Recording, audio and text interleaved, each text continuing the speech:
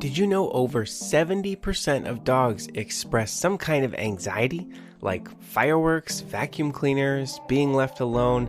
It can be a lot of things. And studies of personality in dogs have found that fear and anxiety are the two traits most difficult to get rid of. So it's no surprise that we as dog owners try really hard to know when our dog is feeling overwhelmed. But boy, do we get it wrong, more than we care to admit. Well, you came to the right place. Here at Pet Spotlight, we'll clear up 10 of the most common mix-ups when it comes to dogs, starting with some things that you might be getting totally wrong and putting your dog in distress. Okay, raise your hand if you like to hug your dog. I'm assuming most of your hands are up, like mine is. Most of us mistakenly assume that all dogs like hugs as much as people do. However, the restriction of movement and display of dominance in hugging can actually make a lot of dogs uncomfortable. Here's a fascinating figure. One experimenter reviewed 250 pictures of dogs in people's arms, and in less than 8% of them was the dog looking happy and relaxed. The other 92% of the time, signs of distress like tense muscles, averting their eyes, yawning, or flicking their tongue. These things demonstrate when dogs want you to stop invading their personal bubble. But hugging isn't the only thing we do that makes our dogs super uncomfortable. Humans naturally convey interest and warmth through eye contact, but prolonged staring can feel threatening to a dog. There's another stress sign called whale eye. You can't usually see a lot of the white around most dogs' eyes, and whale eye is where you can see the whites, like in these examples. Basically, it's wide or bug-like eyes, and it's a sure sign of anxiety or discomfort. Whether it's during a hug, a staring contest, or the vacuum cleaner running, take note and help make a safer space for your dog. Another sign of stress is so common it might just blend into your day. I'm talking about that big dramatic yawn you can see from your dog. Rather than just thinking your dog is tired or bored, like some other signals we've discussed, yawning can indicate nervousness and stress. This happens a lot in people too. When the brain feels anxious or stressed out, it tries to increase your oxygen intake by forcing you to yawn. For your dog, pay attention to when yawning happens and what's going on around you to determine the real trigger behind it.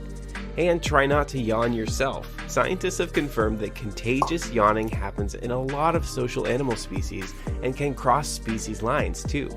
If yawns aren't confusing enough, how about that toothy puppy grin? There are a few different ways dogs may look like they're smiling, and people naturally want to equate this with joy and laughter. But in dogs, a tense grin can indicate anxiety, stress, or submissiveness. A true smile in a dog is a relaxed, open-mouthed, tongue-wagging face. Ever seen this face on your dog? But if dogs pull the corners of their lips back and up, it's definitely not analogous to smiling happily in people. It's more like a grimace. Spotting the differences between a tense, submissive grin and a relaxed, open-mouthed doggy smile can prevent you from putting your pup into stressful situations. Now here's a fascinating tidbit before we move off of smiling. Research has shown that dogs can tell when we humans are smiling, and they're pretty proud of themselves when they make us grin. They know that happy people may mean more attention, more treats, or more pets. So how's that for some emotional intelligence? Next, our list goes on, and we've got more to uncover about the real reasons dogs growl, bark, and pee all over your stuff. If doggy smiles are hard to interpret, growling is equally as confusing.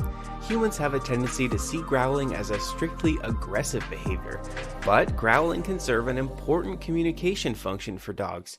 It can signal discomfort or serve as an important warning to others to say, "Give me a little bit of space right now, please." So what do you do when your dog growls for legitimate reasons? Punishing growling can stifle your dog's ability to provide a warning before actual aggression. Dogs may also growl when they're playing, and knowing the difference means being to interpret these next two behaviors too. First, thanks for smashing that like button and taking a second to subscribe to Pet Spotlight to never miss a chance to learn more about your pets. One behavior we often see in playful dogs is tail wagging. People assume that any tail wagging indicates a happy dog, but tail wagging can signify a whole range of dog emotions and moods. For example, a relaxed, loosely wagging tail paired with a wiggly body means a dog is happy and content, or ready for a tug on their rope. But slow or short flicks of the tail usually conveys a dog's nervousness or anxiety. Now, I can have a hard time spotting this next thing myself, but research claims that tail wagging more to the left might associate with more negative behaviors, while wagging more to the right might mean more positive behaviors. One study even showed dogs videos of other dogs wagging their tails, and wagging to the left, but not the right, increased the heart rate in the observing dog, indicating more anxiety. So how about when play turns into roughhousing or wrestling? Whether it's between two dogs or with people, it's another area where we can really struggle to differentiate harmless fun from real fighting. Play fighting typically has things like bowing, big, silly open-mouth grins, and taking turns being the top banana. But in serious fighting, dogs are stiff and on edge, the mood is clearly more negative, and one dog is usually intent on dominating. Being able to distinguish between the two allows you to decide when and how to stop some over-the-top playing before real fighting erupts. If dogs aren't trying to wrestle with each other, they're most certainly going to be barking. Humans regularly misinterpret dog barks. We frequently think a dog is barking because they're aggressive or being territorial, but barking actually communicates a wide variety of messages. It could be raising an alarm, seeking attention, greeting you happily, feeling anxious, or even just plain boredom. Sadly, there's no translation app to figure out dog barks, but people tend to become pretty familiar with their own dog's patterns. Pay attention to the sound, pitch, pattern of barks in combination with their body language to try to translate what they mean in any situation. We'd love to hear a comment from you about what things you've misinterpreted from your dog before. Is it one of these things we've mentioned or something else entirely? So far, we've missed one of the most common everyday things people get wrong about dogs. When you see a dog lifting their leg to mark with P, we usually assume they're claiming their territory or saying, "This is mine." But did you know about 30% of male dogs don't raise their leg to pee? Scientists think it might be related to neutering and hormone changes.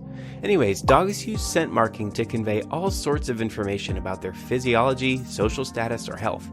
It would be a little weird for people to smell urine as a means of learning about each other, but to dogs, it's just like checking their email. So that fire hydrant on your walking route, it's basically a big community bulletin board where dogs all have to post their messages for the day.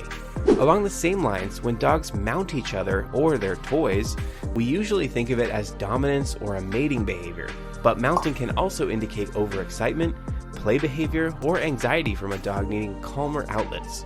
Mounting issues often resolve by addressing root causes like getting more exercise earlier in the day, or new training games that can engage your dog's brain. We've linked one of our favorite resources for doggy brain training down in the video description for you. Check it out if you think your dog could use more mental exercise to improve their problem behaviors. Now you should watch this video next on the science behind where dogs get their personality. Here's a hint, it's a lot more complicated than you'd think. Thanks for joining us on Pet Spotlight, and subscribe for more science-backed videos and hit that like button to help spread the word. Until next time.